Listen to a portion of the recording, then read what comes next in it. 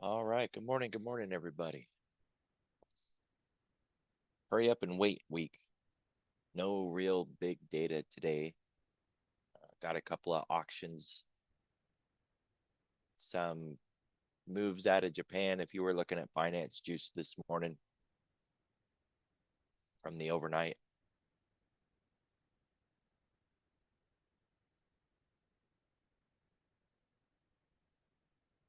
there had been this drive on the political front when it was looking like one side would win versus the other. And now that there's been an announcement of the sitting president, that trade is being called into question. So we could see a little bit of rotation out on that front too. Looking at the news on what was going to hit this week, or a list of things that were on the table this week. There's a big Bitcoin convention. Um, so we're expecting a little bit of a boost on that. It's supposed to kick off later in the week. It's also the start of the Mag 7 earnings with Tesla and another one. Just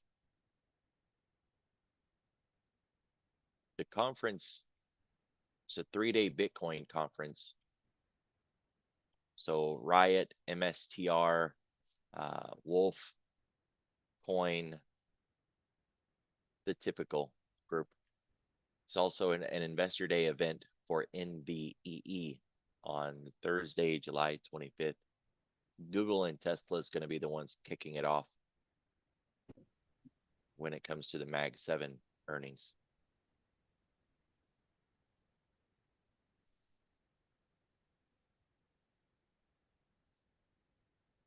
And then there's the start of an Olympic event. So some of the names on that might get picked up: Coke, Fubu, Snap, Airbnb,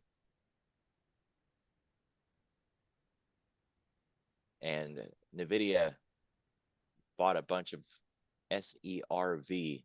It's a Serve Robotics company.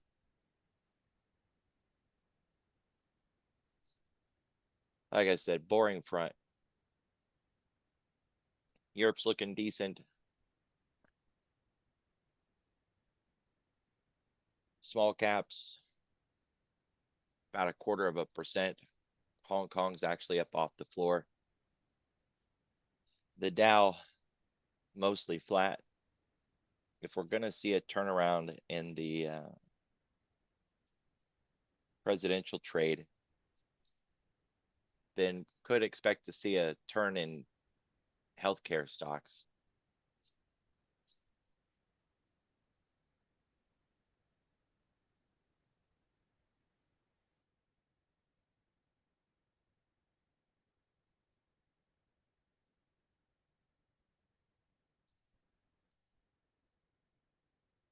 These auctions are in the front end, 3-month, 6-month.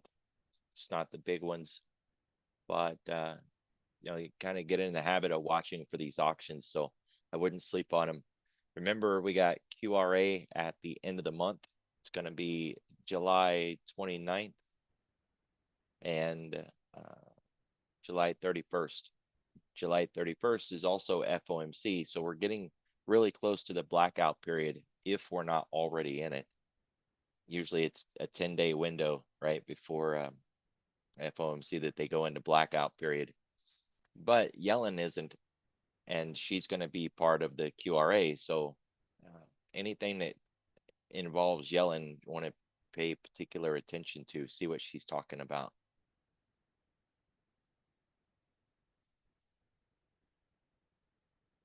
We got the 30-year Wednesday. That's one of the biggies.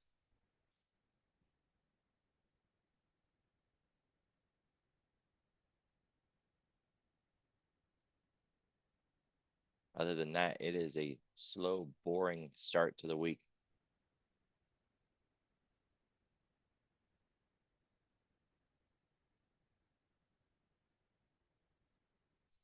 All right, this really big channel is the weekly channel. It's unusual. We don't normally get a weekly channel so big, but we do. The wider the channel, the more it implies that a breakout won't stick. This week's channel is below last week's. It's not touching or overlapping in any way. And today's daily channel, significantly lower than the previous day. You could see the trend here. Big gap down from Wednesday to Thursday, Thursday to Friday, and then obviously today. They're not overlapping, they're not touching, they're also not very narrow. Wide channel suggests that if we attempt to break out, it won't stick. Just keep in mind that these channels don't make price do anything, right? These channels are just our way of trying to anticipate what kind of trading day we're going to get. We'll also want to tie that in with zero gamma or the spot gamma index, which comes out in the founder's note. This morning it's at minus 1.8. So we are in negative gamma. It goes from a -4 to +4, and we're sitting at minus 1.8. So almost halfway through the negative regime, right? In a negative gamma, breakouts can really expand. If we were in, positive gamma at a positive 1.8, we'd say breakouts likely are going to fail. At a negative 1.8, say breakouts are likely going to do what we got Thursday and Friday. They're going to grow legs and really take off. So a little bit of a discrepancy between the spot gamma index and these channels, where a lot of times they're in sync. They'll both be saying a breakout shouldn't stick or that a breakout grow legs.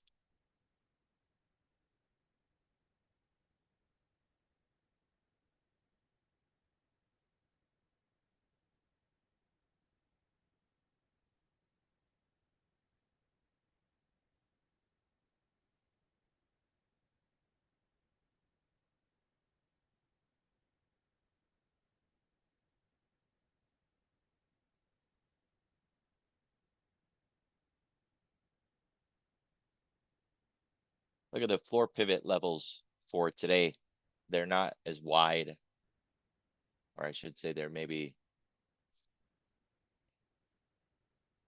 they're a little more condensed, however you want to say it, compared to Friday, where they were really wide levels.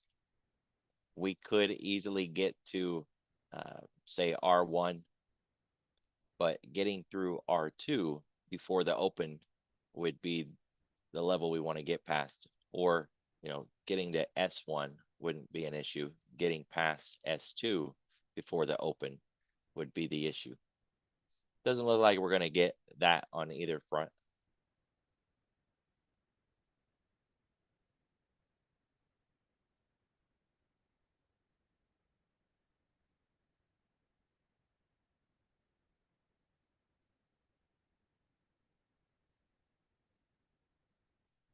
We're much closer to the upper ADR lines than we are the lower ones, which puts us into play.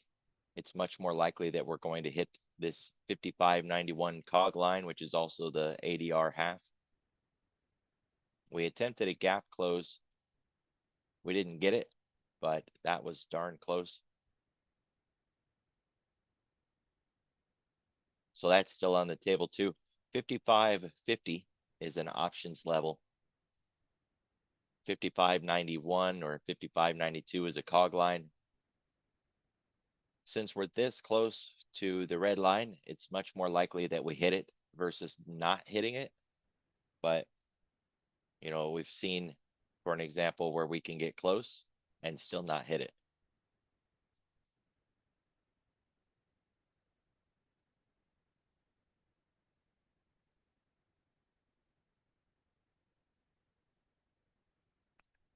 Volume sitting in the 80s, that's a good normal number rather than those 100s that we were seeing Wednesday, Thursday, and Friday.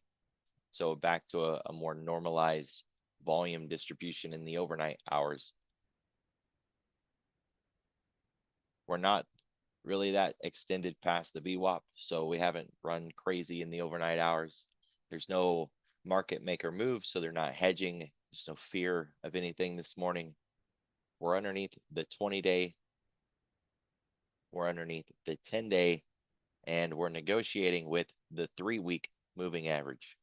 So we do have a lot of resistance to the upside if we want to try to make that breakthrough. The 21-day average daily range is, let's just round up and call it 52 points. The daily expected move, 47.5 points. And a 1 standard deviation running at about 57 points.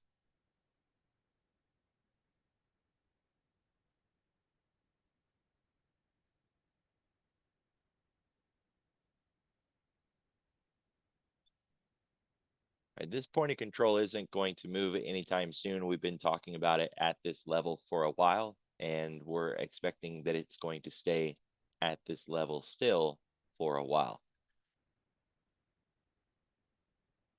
So it is a significant level of resistance overhead, and we're not looking to see that change anytime soon.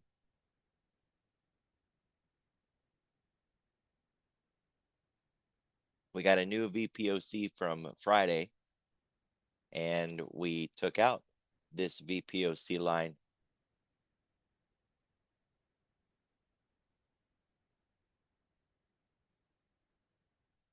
That was from the week of 4th of July. Right? It's like the 2nd or the 3rd. Either way, we'll take it.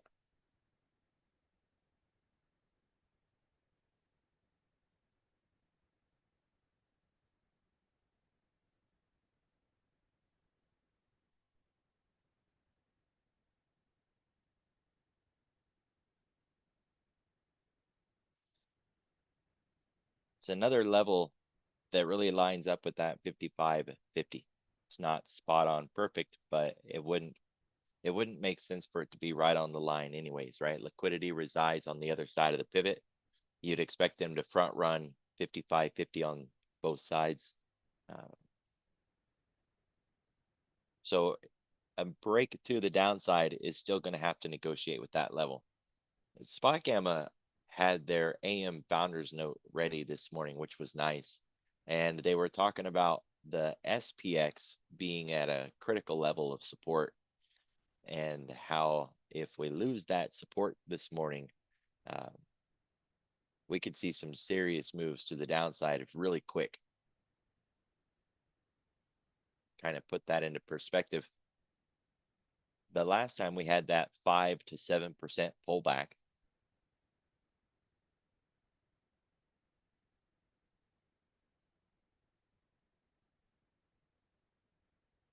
once we cut underneath the 50 period moving average, we moved really fast to the downside. That's what this move was here last time. Let's kind of get to a moving average here. Yeah. It's a little noisy, a lot of lines here, but it's the orange line that we want to focus on. So we had weakness. We broke the 10 and the 20, and we had made contact with that 50. But really underneath the 50 is where things quit trying to be a two-sided market, and it was just a flush down.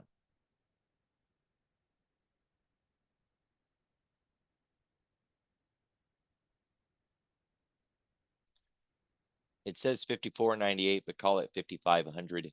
That would be the 50 period moving average. But the put wall is a lot closer than that, right?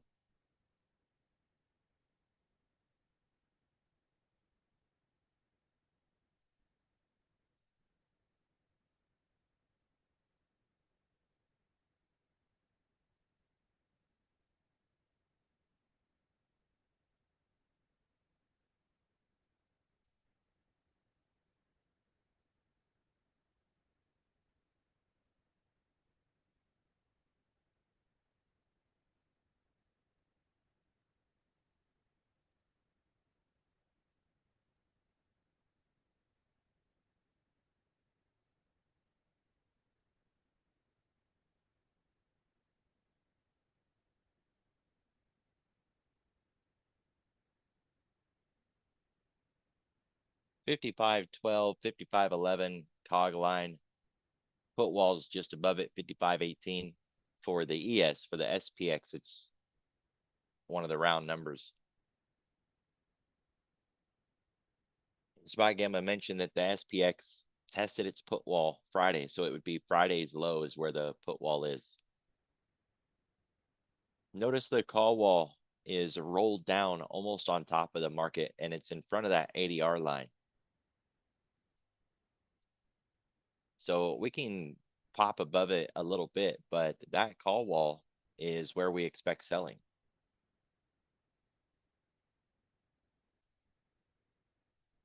This is a very tight range.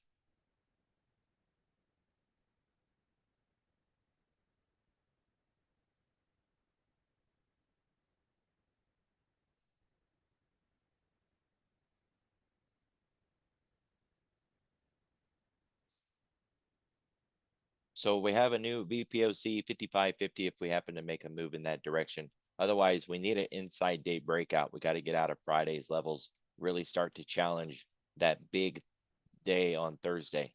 And with the call wall sitting right on top of us, I find it hard to believe that we're going to get that done.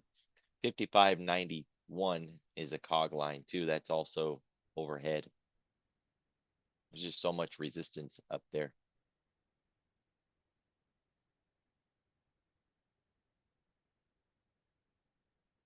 So we talked about the size of the new box, right? On Friday, we get to see a preview of this week's range. It's not set in stone until after the close on Friday, but we get a little window of opportunity to see it. It was big on Friday, right? It was bigger than our current week, but we wouldn't know at the time if it was going to close that way. Now we can see it did. It expanded even more and closed wide.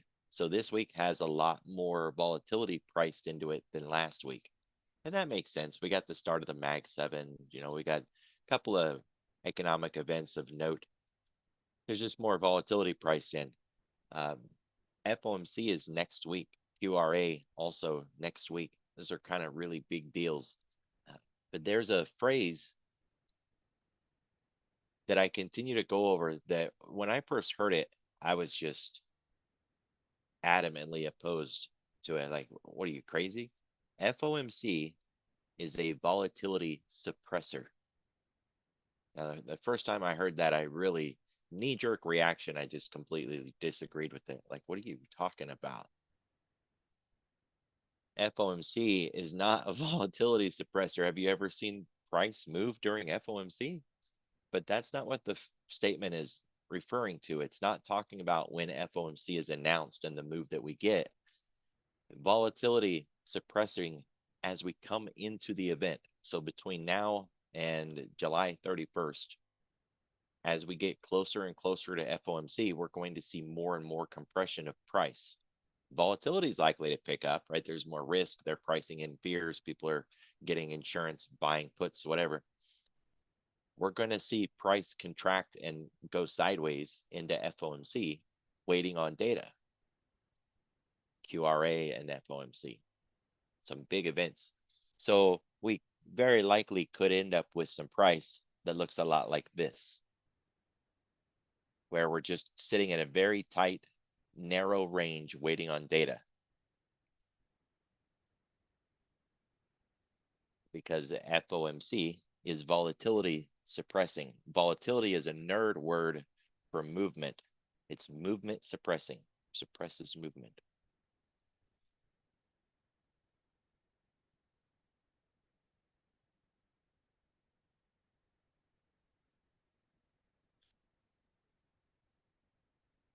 We had a nice expansion on Friday below 1%.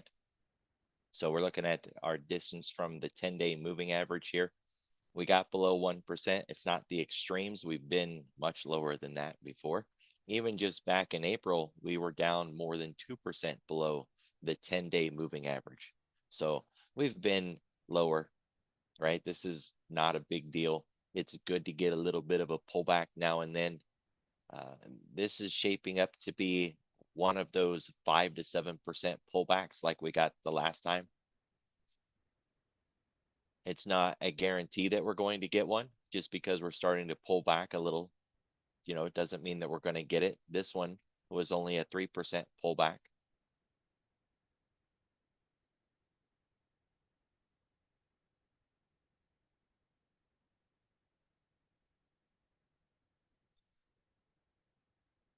So this could just be, 3 days of pullback, it turns around and it continues on. Or it could be that 6.5, 7% pullback. And we'll know if we break Friday's low, right? That's that's simple enough.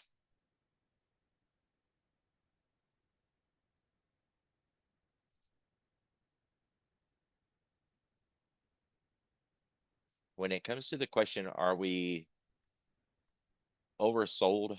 Have we moved too far, too fast? And does it owe us a pullback? On the daily, it's already started to pull back, right? It's already mean reverting in the other direction. And it's at levels now that says it doesn't have to keep doing that. It can just stop where it is. It doesn't owe us anymore. On the weekly, we're not even in oversold territory, right? We're still 1.5+% above the 10-week. And as long as we're above the 10-week, then we're still in trend long territory. So this is just a decent, healthy pullback in a bullish trend. Having said that, we would like it to stay above that 2% level. Think about a car on the interstate. You don't want to be cruising the interstate at 35 miles an hour, right? You got to kind of try to stay with the speed of the rest of the participants. We don't want to be sitting underneath this 2% level. Want to get back above it. That'd put us in a healthier distance from the 10. But we're still not underneath 0. So we're not underneath the 10. It's fine.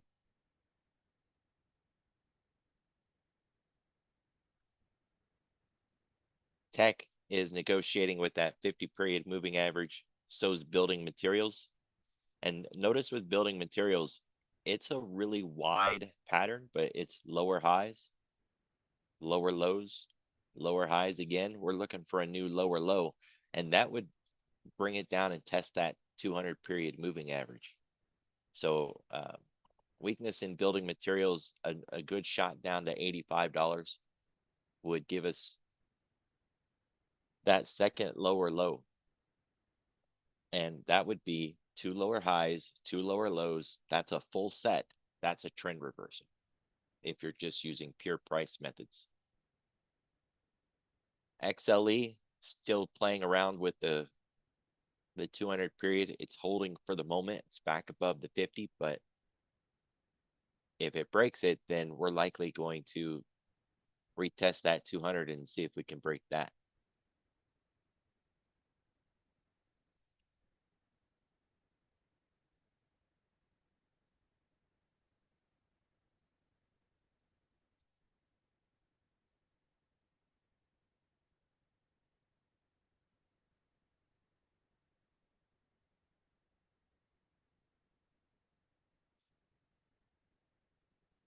Right. The 10 years down mildly this morning. It's negotiating with that 10-period moving average, but it had some decent moves last week trying to come up off of those lows.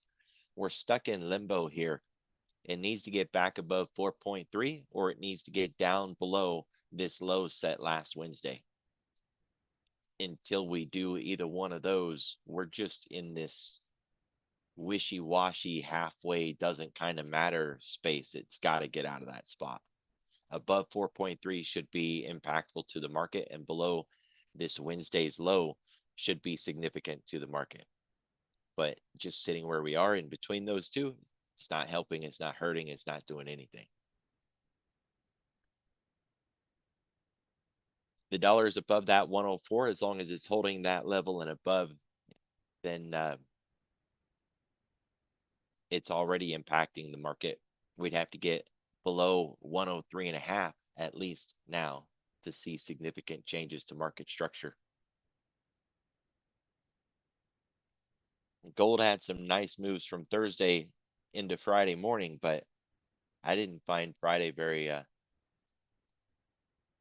useful. We just that really tight sideways range. Crude, on the other hand, had a really nice breakdown Friday.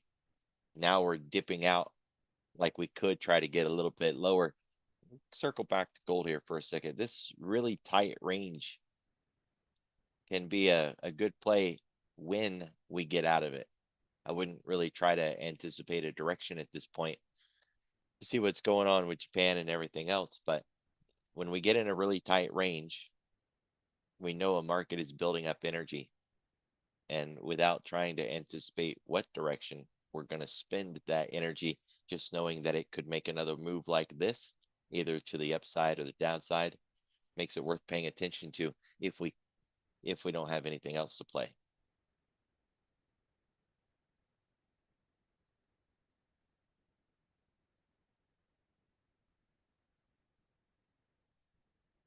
So we really didn't have anything down this morning. And when we look at what's up, what's triple leveraged semiconductors, the Mag 7s, nat gas, China ADRs, solar technology, more semiconductors, more China, more Magnificent Seven. It's not a surprise that basically everything is up, right? If we didn't really have anything that was down and everything is up. Things that aren't up very much that kind of stand out. Communications isn't as up as I would expect it to be, and financials aren't as up as I would have expected them to be. They're basically flat though. After all the moves that we did get out of financials in the last week or so, they're now almost back to flat. Communications over the last 5 days is still down more than 1.75. Bitcoin, it's still up 6%. It's up this morning, not quite enough. I would have expected a little bit more out of that, but like they were talking about on finance juice, we could see, people step away from that trade a little bit.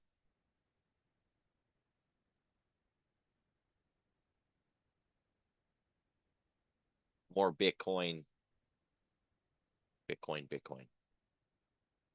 The China ADRs are kind of interesting this morning. We're not really seeing emerging markets matching that. So maybe we take a look at some of those China ADRs. BABA.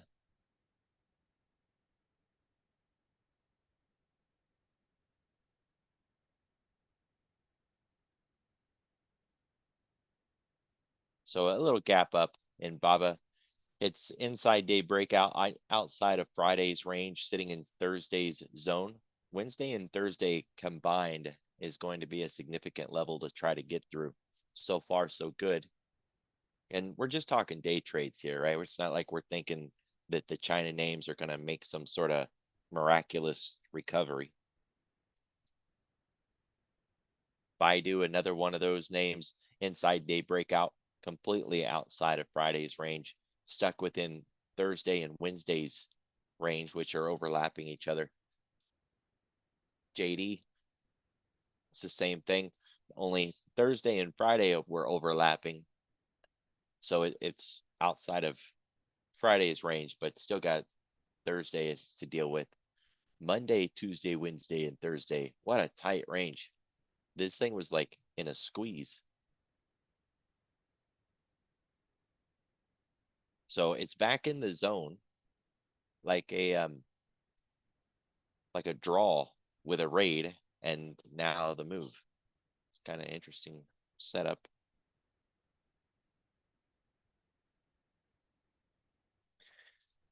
So Baba, Baidu, JD, PDD, right? They're all looking the same this morning. Even XPEV getting a little bit, and Neo. So the China ADRs are in play.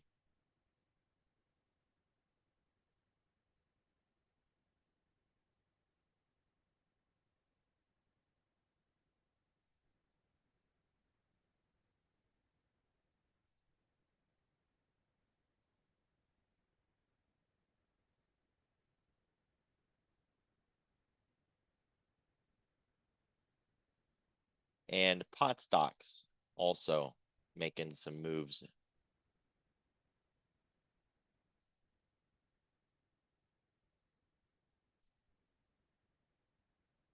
So we had been calling the China ADRs for this year-to-date VWAP. That was the target. It looked like we weren't going to hit it, but it made it back there anyways, and we got our goal. But now what? This looks a lot like a little bit of a relief bounce after finally having hit our goal. So we're not talking about some significant rally, coming back up out of the dirt. In fact, we still got that halfback level. Not expecting that to change.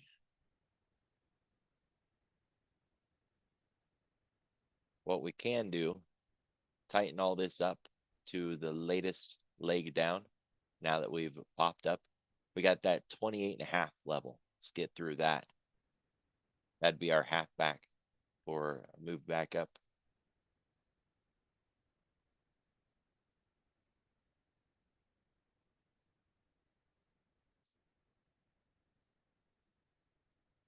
Of course, the China name's up.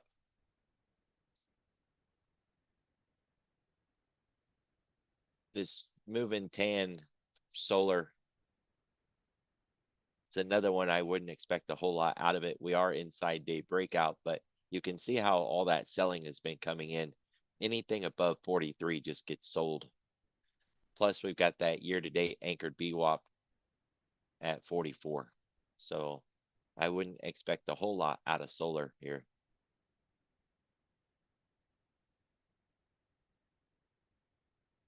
Nat gas is still just trash.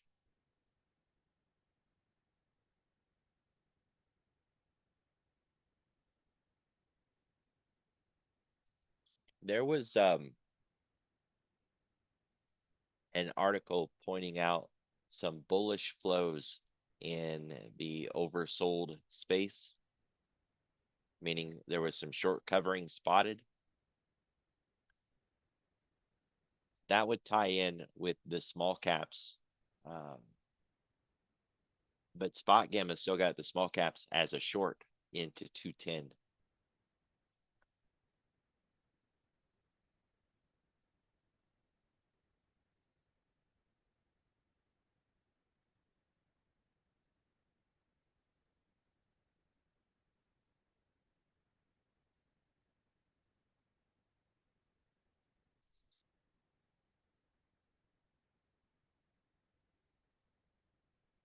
Yeah, these China names in the big picture, eventually they're going to start coming back around again.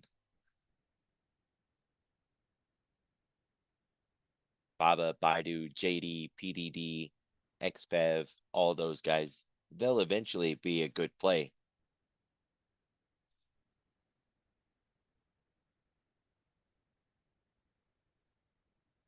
But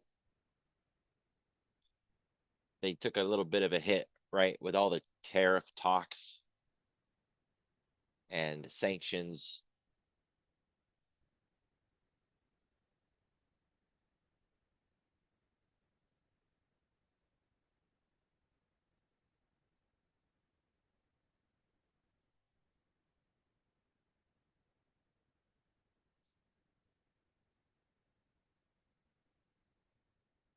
So there is a nice push in the Mag 7 this morning. Just remember, earnings are on deck for these guys.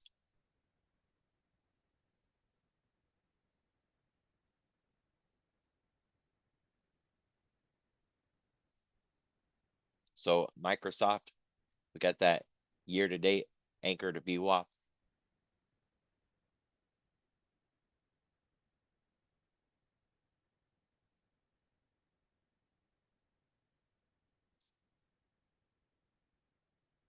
Amazon, same thing. To continue to bleed back towards that VWAP. Google, I mean, it's got a long ways to go. I don't know if we'll even see it this earnings. Really just depends on how their earnings go. Same thing with Apple. Long way.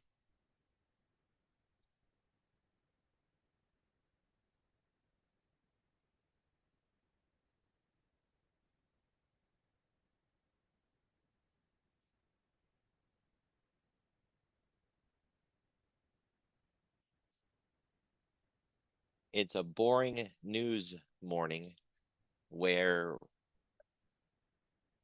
there's a lot going on with,